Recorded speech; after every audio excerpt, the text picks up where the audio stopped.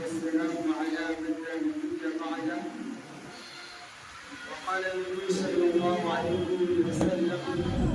سبعة يظلهم الله في ظله يوم لا ظل إلا ظله: الإمام العادل، وشاب نشأ في عبادة ربه، ورجل قلبه معلق في المساجد، ورجلان تحابا في الله اجتمع عليه وتفرقا عليه، ورجل طلبته امرأة ذات منصب وجمال فقال إني أخاف الله، ورجل تصدق فأخفى حتى لا تعلم شماله ما تنفق يمينه، ورجل ذكر الله خاليا ففاضت عيناه، او كما قال علیہ الصلوۃ والسلام. عزیز ساتھیوں، اللہ رب العزت کا بہت بڑا فضل ہوا ہے کہ اللہ تبارک و تعالیٰ نے ہم سب کو جمعے کی نماز میں حاضری نصیب فرمائی. عزیز دوستو، اللہ تبارک و تعالیٰ نے جہاں پر حشر کا منظر بیان کیا ہے کہ حشر کا منظر کیسا ہوگا، وہاں کی شدت کیسی ہوگی، وہاں کی سختیاں کیسی ہوگی، حدیث مبارکہ کے اندر بیان کیا گیا کہ جو حشر کا میدان ہوگا تو سورج بالکل سر کے قریب آ جائے گا اور ہمارے خون کے، ہمارے تپش کے، انسان کے سر پھٹ رہے ہوں گے. یہ حالت، یہ کیفیت ہوگی آخرت کے میدان میں. میرے عزیزوں، ہم سب نے یہ کلمہ پڑھا ہے کہ اللہ کے علاوہ کوئی معبود نہیں، محمد رسول اللہ اللہ کے سچے رسول ہیں. ہم سب ایمان لے کر آئے اللہ پر اور اللہ کے نبی صلی اللہ علیہ وسلم پر اور اللہ کی کتابوں پر اور تمام انبیاء پر اور قبر پر اور حشر کے میدان پر، جنت اور دوزخ پر، ان سب کو ہم نے مانا ہے. ہم سب دل سے یہ یقین رکھتے ہیں کہ یقیناً آخرت کا میدان قائم ہوگا. ہم سب اس بات پر یقین رکھتے ہیں کہ قبر کے اندر کا عذاب برحق ہے. ہم سب اس بات پر یقین رکھتے ہیں کہ آخرت کے میدان میں سوالات کیے جائیں گے. ہم سب اس بات پر یقین کرتے ہیں کہ موت برحق ہے. یہ تمام چیزیں ہم جب ایمان لے کر کے آئے تو ہم سب پر یہ ضروری ہو چکا کہ ہم سب یہ مانیں اور یہ جانیں کہ اللہ کے عذاب حق ہے. ہم سب جانیں کہ اللہ کی کتاب کلام اللہ حق ہے. ہم سب جانیں کہ حشر کے میدان کی سختیاں، یہ سب اس کے بارے میں سچ بیان کیا گیا. ہم سب یہ پڑھیں اور ہم سب یہ مانیں کہ اللہ کے کلام کی جو چیزیں ہیں اور جو باتیں اللہ کے نبی صلی اللہ علیہ وسلم نے ارشاد فرمائی ہیں، یقیناً وہ سب بالکل حق ہے، بالکل سچی باتیں ہیں. وہ باتیں جو اللہ تعالیٰ نے قرآن مجید میں 1400 سال پہلے فرما دی، ہم سب پر ضروری ہے کہ ہم اس پر ایمان لے کر آئیں. جب ہم سب نے یہ مانا اور جانا کہ اللہ کا عذاب حق ہے، ہم سب نے یہ پڑھا اور جانا کہ حشر کا میدان سچ ہے، تو پھر ہم اس کے لیے تیاریاں کریں. ہم اس کے لیے تیاری کریں کہ ہم کون سے اعمال ایسے کریں کہ ہم آخرت کی سختیوں سے بچ جائیں. آپ یہ دیکھیں کہ اگر کبھی کسی کا امتحان ہو اور کوئی ٹیچر اگر شاگردوں کو، اپنے اسٹوڈنٹس کو اگر یہ بتا دے کہ تم سے یہ سوال کیے جائیں گے،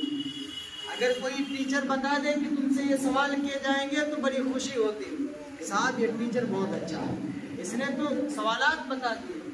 بہت اس کی تعریف کرتے ہیں کہ یہ جو استاد صاحب ہیں بہت اچھے، بہت اچھا پڑھاتے ہیں، انہوں نے سوال دینے سے پہلے ہمیں بتا دیا کہ تم سے کیا سوال کیے جائیں گے. لیکن میرا عزیزو،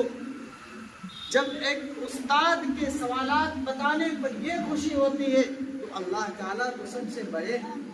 اللہ تعالیٰ نے سوال بھی بتائے اور تمہیں جواب بھی بتائے کہ تم سے سوال کیسے کیے جائیں گے، تمہیں جواب کیا دینا ہے، تم سے کیا پوچھا جائے گا، تمہیں کیا بتانا ہے. حشر کا میدان اتنی سختیوں والا ہوگا تو تم یہ کر کے آؤ تو تمہیں اس کی تکلیف نہیں ہوگی، یہ بھی اللہ نے بتایا.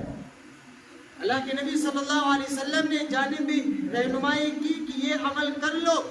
یہ کام کر لو تو حشر کی میدان کی سختیوں سے تکلیفوں سے بچ جاؤ گے۔ اگر تم چاہتے ہو کہ میدان محشر میں ہمارے دھوپ نہ لگے، اگر تم چاہتے ہو کہ ہمیں تکلیف نہ ہو، ہمیں گرم نہ لگے اور ہمیں کوئی شدت نہ محسوس ہو، تو پھر اس کے لیے ہم تیاری کر لیں۔ اللہ کے نبی صلی اللہ علیہ وسلم نے طریقے بتلا دیے، اور طریقے کیا بتلائے؟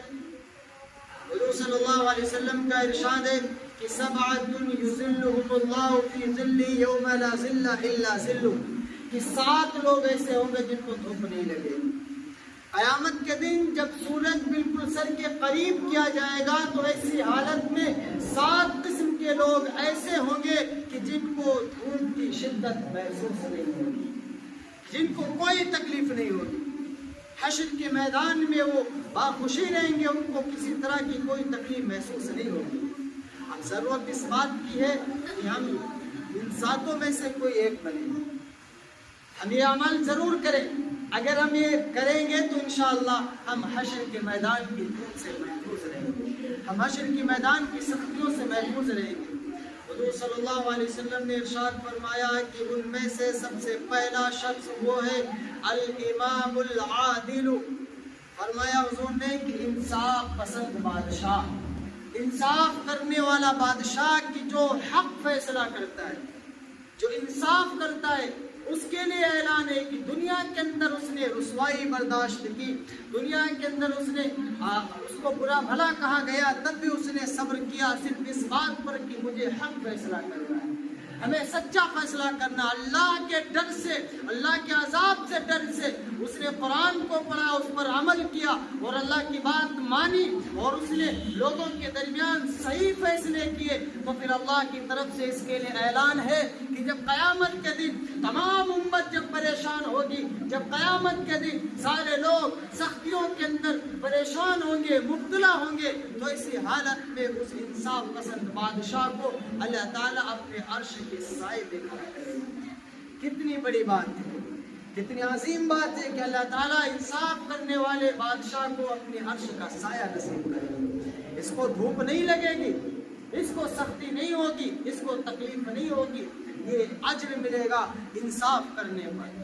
اور دوسرے نمبر پر اللہ کے نبی صلی اللہ علیہ وسلم نے ارشاد فرمایا وَشَابٌ نَشَأَ فِي عِبَادَةِ رَبِّهِ۔ اور دوسرا شخص کون سا ہے جس کو دھوپ نہیں لگے گی، جس کو گرمی نہیں لگے گی حشر کے میدان میں؟ دوسرا شخص وہ ہے کہ جو اللہ کے راستے میں جس کی پرورش ہوئی، جو اللہ کی عبادت کرتے کرتے جوان ہوا، جو اللہ کی عبادت کرتے کرتے عمر دراز ہوا۔ آج ہم سب کا یہ حال ہے کہ بچپنے سے لے کر کے بڑھاپے تک تو ہم کوئی کام ایسا باقی نہیں رکھتے کہ جو اللہ کی نافرمانی والا نہ ہو۔ ہم سب کچھ کرتے ہیں، سارے گناہ کرتے ہیں، ہم سب کچھ کرتے جاتے ہیں۔ جب بوڑھے ہو جاتے ہیں، جب کوئی کام نہیں ہوتا کہ اب ہم چوری نہیں کر سکتے، اب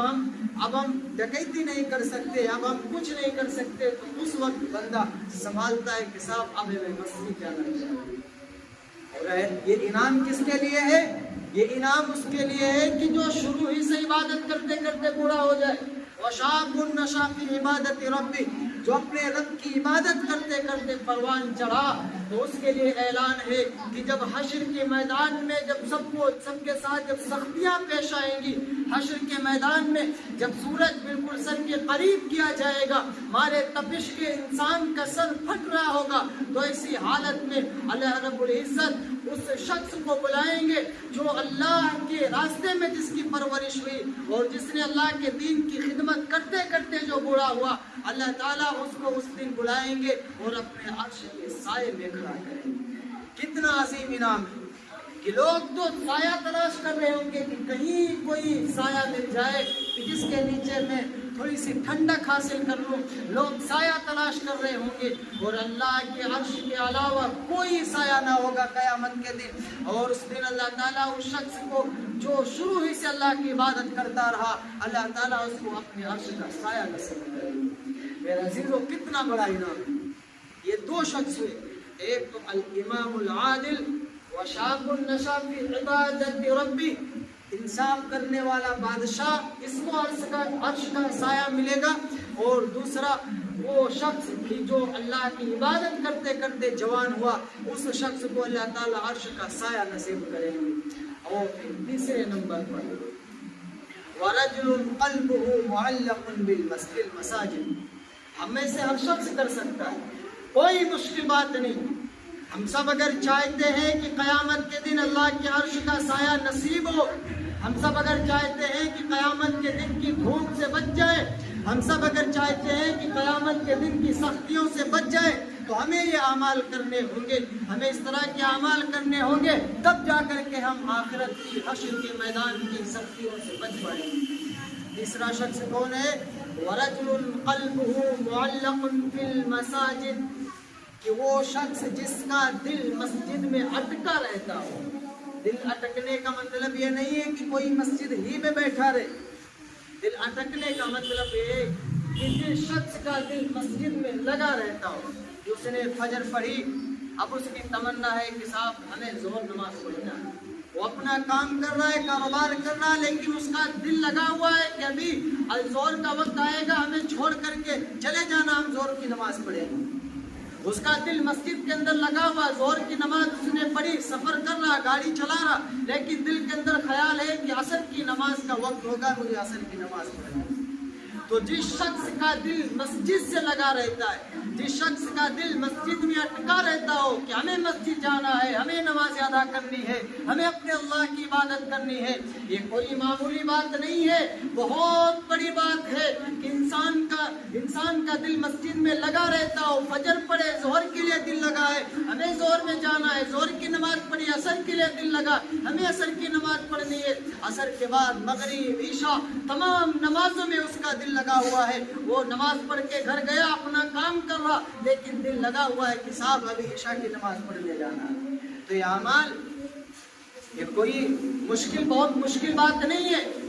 ہم میں سے ہر شخص کر سکتا ہے، لیکن اگر جس نے ایسا کام کیا کہ اس کا دل مسجد سے لگا رہتا ہے، فجر پڑھی، ظہر کے لیے دل اٹکا ہے، تو یہ کام جس طرح سے ہم سب مشکل سمجھ رہے ہیں، تو پھر اسی طرح سے اللہ تعالیٰ نے اس کام پر انعام کا بھی اعلان کیا ہے۔ کتنا عظیم انعام کا اعلان کیا، فرمایا گیا کہ قیامت کے دن جب حشر کا میدان ہوگا، لوگ نفسی میں مبتلا ہوں گے، سارے لوگ اپنی اپنی فکر کر رہے ہوں گے، لوگ ایک دوسرے کو چھوڑ کر بھاگ رہے ہوں گے، اور لوگ تڑپ رہے ہوں گے، تمنا کریں گے کہیں مجھے سایہ مل جائے، تھوڑی سی چھائی حاصل کر لے، کہیں مجھے سایہ مل جائے، تھوڑی سی ٹھنڈک حاصل کر لے، لیکن اس شخص کو سایہ نہیں ملے گا۔ لیکن جو شخص جس کا دل مسجد میں اٹکا رہتا تھا، کل قیامت کے دن اللہ تعالیٰ اسے یہ انعام دیں گے کہ جب لوگ سایہ تلاش کر رہے ہوں گے، اللہ تعالیٰ اس شخص کو جس کا دل مسجد میں لگا رہتا تھا، اس کو بلائیں گے اور اپنے عرش کا سایہ نصیب کریں گے۔ کتنا عظیم انعام ہے۔ یہ تیسرا شخص ہوا وَرَجُلٌ قَلْبُهُ مُعَلَّقٌ فِي الْمَسَاجِدِ، وہ شخص جس کا دل مسجد میں لگا رہتا ہو، اللہ رب العزت اس شخص کو اپنے عرش کا سایہ نصیب کرے۔ یہ 3 لوگ ہوئے۔ یہ چوتھے نمبر پر اللہ کے نبی صلی اللہ علیہ وسلم نے ارشاد فرمایا وَرَجُلَانِ تَحَابَّا فِي اللَّهِ اجْتَمَعَ عَلَيْهِ وَتَفَرَّقَ عَلَيْهِ، فرمایا حضور صلی اللہ علیہ وسلم نے چوتھے نمبر پر وہ 2 لوگ کی جو اللہ کے لیے ملاقات کرے اور اللہ ہی کے لیے الگ ہو، جو اللہ کی محبت پر جمع ہوتے ہو، اللہ کی محبت پر اکٹھا ہوتے ہو، وہ پھر اللہ ہی کے لیے الگ ہوتے ہو، تو ان اشخاص کے لیے اللہ کی طرف سے اعلان ہے کہ قیامت کے دن جب لوگ سایہ تلاش کر رہے ہوں گے، کسی کو عرش کا سایہ نصیب نہیں ہوگا، لیکن وہ لوگ کہ جو اللہ کی محبت پر جمع ہوتے تھے، کل قیامت کے دن اللہ رب العزت انہیں عرش کا سایہ نصیب کرے گا۔ بہت بڑا انعام ہے میرے عزیزوں، ہم سب اس بات کی کوشش کریں کہ ہمیں بھی اللہ کے عرش کا سایہ نصیب ہو جائے۔ پھر 5ویں نمبر پر اللہ کے نبی صلی اللہ علیہ وسلم نے ارشاد فرمایا وَرَجُلٌ طَلَبَتْهُ امْرَأَةٌ ذَاتُ مَنْصَبٍ وَجَمَالٍ فَقَالَ إِنِّي أَخَافُ اللَّهَ، فرمایا حضور صلی اللہ علیہ وسلم نے کہ وہ شخص کہ جس کو خوبصورت مالدار عورت نے بدکاری طرف دعوت دی، اپنی طرف بلایا، اور اس شخص نے اللہ کے ڈر سے کہا، اللہ کے ڈر کی وجہ سے کہا۔ اس شخص نے اس لیے کہا کہ اس کو اللہ دیکھ رہا تھا۔ وہ شخص یہ سمجھ کر کے کہا اس نے بات کہ مجھے اللہ دیکھ رہا ہے، میں اپنے اللہ کو ڈرتا ہوں، کوئی نہیں دیکھ رہا لیکن میرا اللہ دیکھ رہا۔ ایک طرف شیطان کھینچ رہا تھا کہ تجھے خوبصورت عورت تجھے دعوت دے رہی ہے، ایک طرف شیطان تجھے اس کے قریب کر رہا تھا کہ مالدار بھی ہے، پیسے والی بھی ہے، تو چلا جا، تیری زندگی بن جائے گی۔ لیکن ایک طرف خوف خدا اس کے دل کے اندر تھا۔ اس کو خوبصورت اور مالدار عورت نے بلایا کہ تو ادھر چلے، تو ادھر آ جا، بدکاری کے لیے اس نے دعوت دی۔ اور لیکن اس شخص نے اللہ کے ڈر سے کہا انی اخاف اللہ، میں اللہ سے ڈرتا ہوں، میں اللہ کے خلاف کوئی کام نہیں کروں گا۔ تو یہ کام اتنا مشکل تھا لیکن اس نے اللہ کے ڈر سے کیا، اللہ کے ڈر سے گناہ سے بچا۔ تو پھر قیامت کے دن اللہ نے اس کے لیے اعلان کیا ہے کہ جب سارے لوگ سایہ تلاش کر رہے ہوں گے، سورج کی تپش سے ہر انسان پریشان ہوگا، لوگ ایک دوسرے کو چھوڑ کر بھاگ رہے ہوں گے،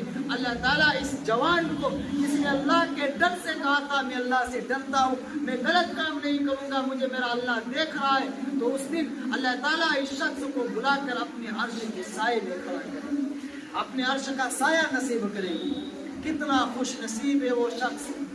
جسے اس طرح کی سایہ مل جائے، کتنا خوش نصیب ہو وہ انسان جسے اللہ کے عرش کا سایہ مل جائے۔ ایک بات ہمیشہ ذہن میں رہنی چاہیے کہ اللہ کے ہاں عرش کے سائے کے علاوہ کوئی سایہ نہیں ہوگا، کوئی سایہ نہیں ہوگا، حشر کے میدان میں کوئی سایہ نہیں ہوگا کہ اگر کسی کو نصیب ہو جائے سوائے اللہ کے عرش کے سائے کے۔ اس لیے میرے عزیزو ہمیں یہ کام کرنا، یہ 5 لوگ ہوئے کہ جن کو اللہ تعالیٰ عرش کا سایہ نصیب کرے گا۔ اور پھر 6 نمبر پر آتا ہے وَرَجُلٌ تَصَدَّقَ فَأَخْفَى حَتَّى لَا تَعْلَمَ شِمَالُهُ مَا تُنْفِقُ يَمِينُهُ۔ فرمایا حضور صلی اللہ علیہ وسلم نے کہ 5ویں نمبر پر وہ شخص کہ جو صدقہ کرتا ہو اور اس کو چھپائے، کہ جس نے صدقہ کیا اور اس کو چھپایا کہ کوئی نہ کسی کو پتہ نہ چلے، یہاں تک کہ حدیث کے اندر آتا ہے کہ اس طرح سے چھپایا کہ بائیں ہاتھ کو پتہ نہیں چلا کہ دائیں ہاتھ نے کیا خرچ کیا، اس طرح سے اگر اس نے چھپایا، اللہ کے راستے میں صدقہ کر کے اسے چھپایا، کسی کو پتہ نہیں چلنے دیا، تو پھر اس شخص کو اللہ تعالیٰ قیامت کے دن اپنے عرش کا سایہ نصیب کرے گا۔ کتنے عظیم کام ہے، کتنا عظیم انعام ہے ان اشخاص کے لیے کہ جو لوگ ایسے کام کر کے جائیں۔ اس لیے میرے عزیزو ہم سب کے لیے یہ جوانی بڑی عظیم چیز ہے۔ ہم یہ نہ سمجھے کہ ہم اگر جوانی کو دنیا کے کاروبار میں لگائیں گے تو ہم سے اس کے بارے میں حساب نہیں لیا جائے گا۔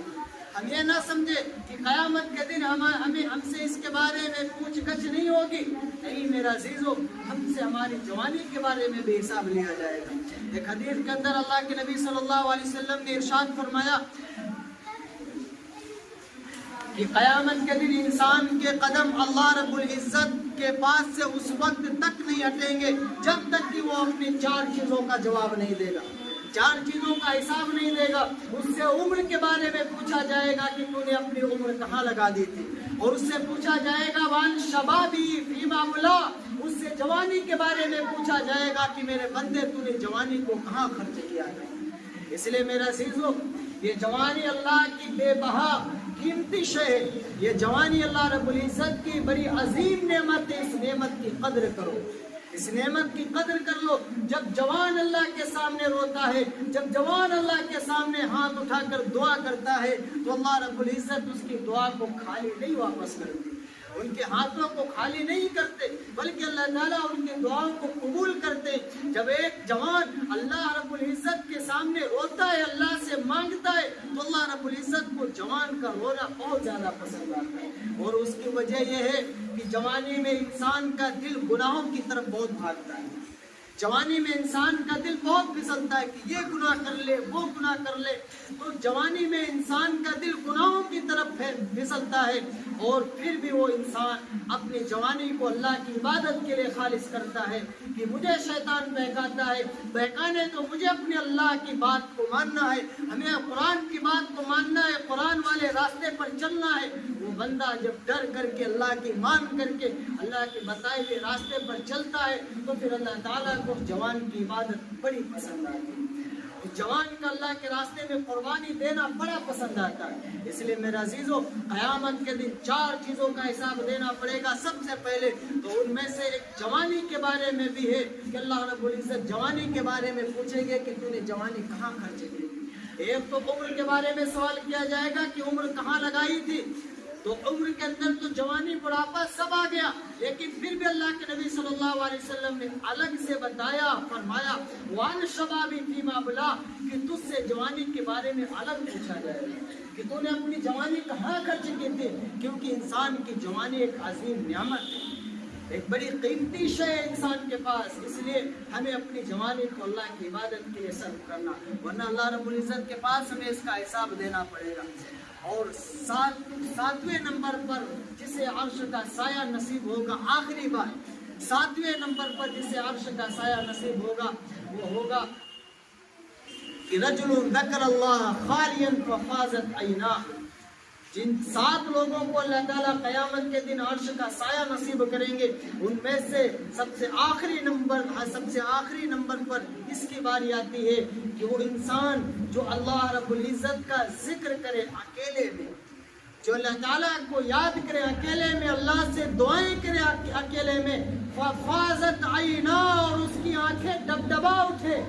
उसकी आंखों में आंसू आ जाए अल्लाह के खौफ से, अल्लाह से मांगते हुए वो रोने लगे, अल्लाह के सामने तन्हाई में बैठ करके वो अपने गुनाहों को याद करके अल्लाह से माफी मांगने लगे, और इस बात पर उसकी आंखों से आंसू निकल आए, तो उसके ये आंसू निकलना अल्लाह ताला को इतना पसंद है कि क़यामत के दिन जब सारे लोग जब साया तलाश कर रहे होंगे, सूरज की तपिश से लोग एक दूसरे को छोड़कर भाग रहे होंगे, क़यामत की शिद्दत से हर इंसान वहाँ पर परेशान होगा, बाप बेटे का नहीं होगा, भाई भाई का नहीं होगा। ऐसे वक्त में हर बंदा चाहेगा कि मुझे कहीं साया मिल जाता, मैं धूप से बच जाता, मुझे कहीं साया मिल जाता, मैं गर्मी की शिद्दत से बच जाता। किसी को साया नसीब नहीं होगा, लेकिन ये शख्स कि जो अकेले में तन्हाई में अल्लाह को याद करता है, अल्लाह के सामने रोता है, उसकी आंखों में आंसू आ जाते हैं, तो अल्लाह के नबी ने इरशाद फरमाया क़यामत के दिन अल्लाह ताला इस रोने वाले शख्स को बुलाएंगे, मेरे बंदे तूने मेरी याद में रोया था, तूने मुझे कभी नहीं देखा, तूने अपने नबी को नहीं देखा, लेकिन फिर भी तू मेरे रास्ते पर चलता था, तूने मेरे सामने आंसू बहाए, तू मेरे सामने दुआएं करता था, मैंने तेरा रोना देखा था। क़यामत के दिन अल्लाह ताला उस शख्स को बुलाकर अपने अर्श के साये में खड़ा करेंगे, अपने अर्श का साया नसीब करेंगे। कितनी अजीम नेमत है उन लोगों के लिए कि जो लोग ऐसे अमाल करते। इसलिए मेरा अज़ीज़ों, दुनिया से ज़्यादा हम अपनी आखिरत की फिक्र करें, हम अपनी आखिरत की फिक्र करें। हम सबको चले जाना है, तो हम लोग अगर ये अमाल करते हैं तो इंशाअल्लाह हम सबको अर्श का साया नसीब होगा। अल्लाह रब्बुल इज़्ज़त हम सबको अर्श का साया नसीब फरमाए और कहने सुनने से ज़्यादा अमल की तौफीक अता फरमाए।